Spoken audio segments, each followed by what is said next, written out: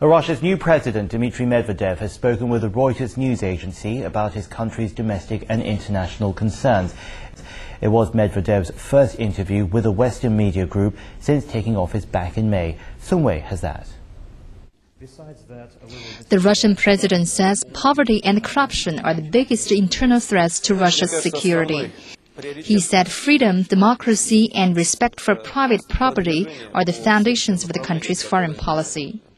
Medvedev says Russia wants to see an agreement come out of this week's summit between Moscow and the European Union, although he admitted to problems in the country's relationship with the EU.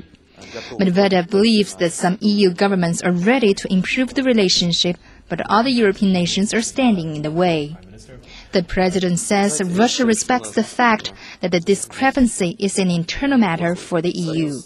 Talking about his relationship with the predecessor Vladimir Putin, Medvedev says a change in tone is to be expected, but will not affect Russian policy. Putin and I are good partners in dealing with the federal government's complex issues. We'll work together for as long as it's needed to achieve the goals which stand before us, within the framework of the law, of course.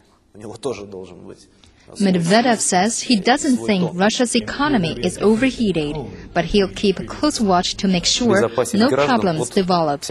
He says the real threat is international financial instability and global production problems. The Russian president says he'll do everything in his power to control inflation. Song Wei, CCTV.